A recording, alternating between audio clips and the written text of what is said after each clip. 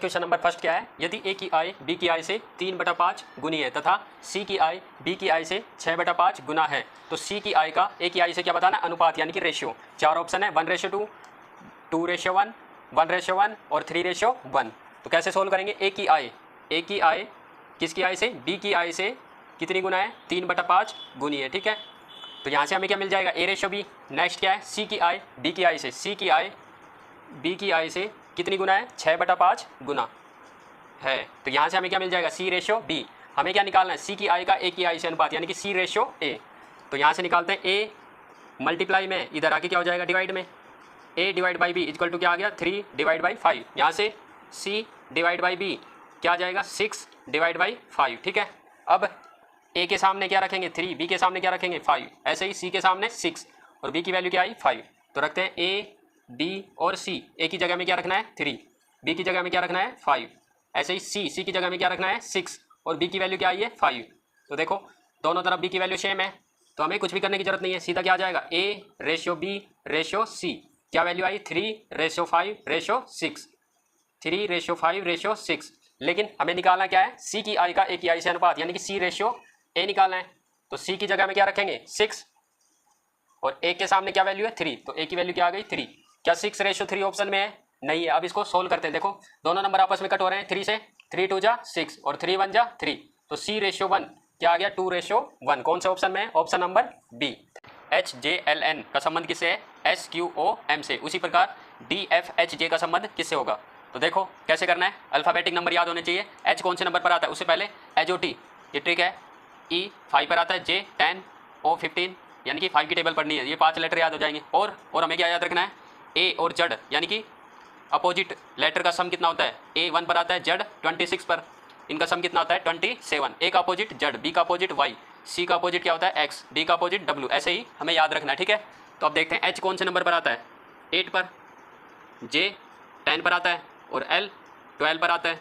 N कौन से number पर आता है 14 पे, S कौन से नंबर पर आता है 19 पे, Q 17 पे आता है, O 15 पे और M 13 पे आता है। उसी प्रकार D 4 पर आता है, F कौन सा पर आता है 6 नंबर पर, H 8 पर आता है और J 10 पर आता है। ठीक है, अब देखो कौन सा पैटर्न लग रहा है, H का अपोजिट, हमने देखा H का अपोजिट क्या होता है S, तो देखो क्या ये पैटर्न फॉलो हो रहा है। J का अपोजिट Q, क्या J का अपोजिट Q है, बिल्कुल है। उसी प्रकार L का अपोजिट क्या आ रहा है O, क्या L का अपोजिट O आ रहा है।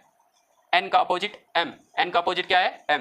ठीक है, तो कौन सा पैटर्न लग रहा है, अपोजिट वाला पैटर्न लग रहा है इसमें, यानी कि 8 और 19 का सम कितना हो रहा है 27, 10 और 17 का सम भी 27, 12 और 15 27, 14 और 13 27। तो D का अपोजिट क्या आएगा, देखो D का अपोजिट क्या है W, तो D का अपोजिट क्या आ जाएगा, यानी कि हमें D F H और J, D का अपोजिट क्या है, D का अपोजिट क्या आ जाएगा W। ठीक है, तो देखो W हमारा एक ही ऑप्शन में आ रहा है, कौन से में, ऑप्शन नंबर बी में। इसी प्रकार देखते हैं F का अपोजिट क्या आएगा U, H का अपोजिट क्या आएगा S और J का अपोजिट क्या आएगा, J का अपोजिट देखो क्या है Q। तो क्या आंसर आ जाएगा WUSQ, कौन से ऑप्शन में, ऑप्शन नंबर बी। थर्ड, यदि 9 + 7 = क्या है 58 और 3 + 11 = क्या है 124, तो 13 + 5 बराबर है। ठीक है, ये ऑप्शन है 65, 31, 36, 38। तो देखना है कौन सा पैटर्न फॉलो होगा, प्लस करके देखना है, क्या माइनस करके देखना है, या फिर मल्टीप्लाई करके देखेंगे, या डिवाइड, या फिर स्क्वायर, या फिर क्यूब, या फिर क्या प्राइम नंबर। ठीक है, तो देखो 9 और 7 के ऐड से क्या 58 आ सकता है, ऐड से तो नहीं आ सकता, ना सब्ट्रैक्ट से आ सकता 58, मल्टीप्लाई से देखो 9 से 1 जा तो क्या होता है 63, लेकिन क्या आना चाहिए 58। फिर डिवाइड करके देखो, डिवाइड से भी नहीं होगा, स्क्वायर और क्यूब से करके देखो। ठीक है, तो देखो 9 + 7 = क्या आ रहा है 58। तो देखो 9 और 7 का ऐसा पैटर्न बनाओ कि क्या आ जाए 58। तो देखो 7 का क्या कर देते हैं स्क्वायर, 7 का स्क्वायर क्या होता है 49, हमें क्या लाना है 58, हमारा क्या नंबर बच गया 9, 9 को हम ऐसे ही रहने देंगे, प्लस कर देंगे 9 और 49 कितने होते हैं 58।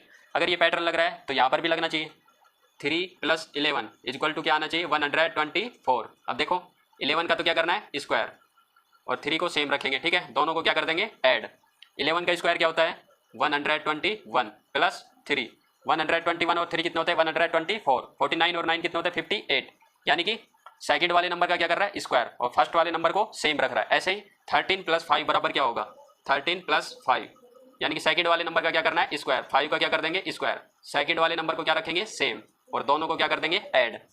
तो 13 प्लस 5 का स्क्वायर क्या होता है 25। अब 13 और 25 को ऐड कर देंगे, क्या आ जाएगा हमारा आंसर।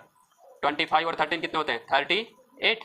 तो कौन सा ऑप्शन में 38, ऑप्शन नंबर डी। नंबर 4 क्या है, एक आयत का परिमाप कितना है 90 मीटर है, ठीक है। यदि इसकी लंबाई चौड़ाई से क्या है दुगनी हो तो इसका क्या बताना हमें क्षेत्रफल।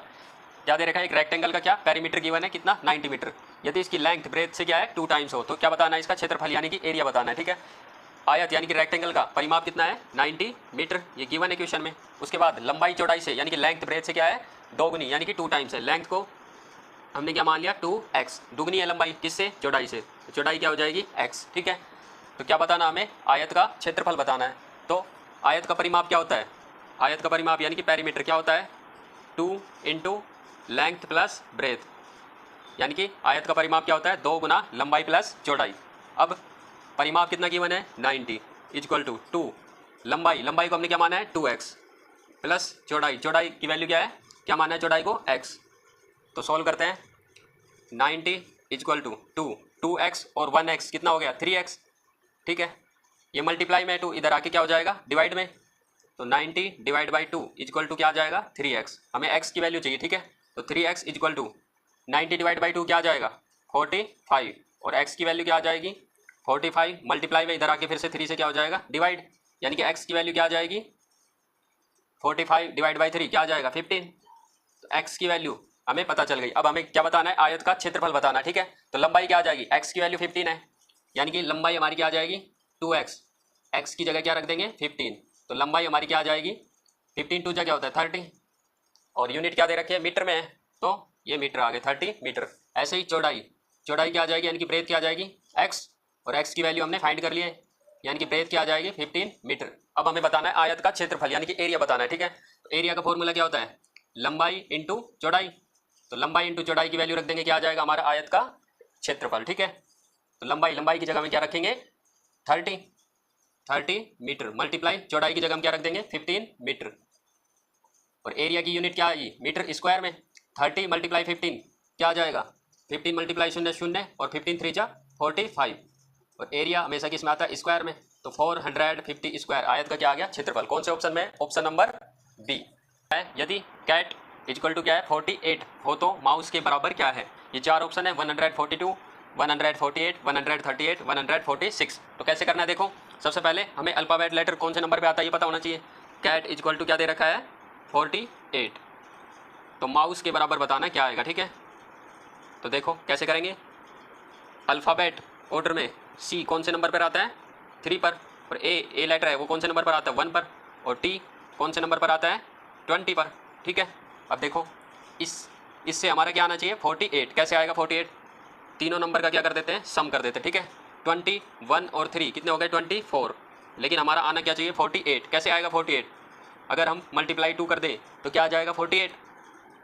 तो यानी कि अल्फ़ाबेट लेटर का नंबर लिखना है, उनका सम करना है और मल्टीप्लाई क्या करना है 2। तो ऐसे ही इसमें करते हैं, देखो माउस के बराबर क्या आएगा, तो एम कौन से नंबर पर आता है 13 पे, ओ 15 पर आता है, यू 21 पर आता है, एस 19 पर आता है और ई 5 पर आता है। सबका क्या करना है सम करना है और मल्टीप्लाई किससे कर देंगे 2 से, क्या आ जाएगा हमारा आंसर। तो देखो ऐड करो 5 और 3 8, 8 और 1 9, 9 9 18, 18 और 5 23, 2 और 1 3 5 6 और 7 क्या आया 73। मल्टीप्लाई क्या करना है 2, तो 2 3 जा 6 और 2 7 जा 14। तो कौन सा पैटर्न लग रहा था, सबको ऐड करके मल्टीप्लाई 2 करना था, ठीक है। तो 146 कौन से ऑप्शन में, option number D. Thank you.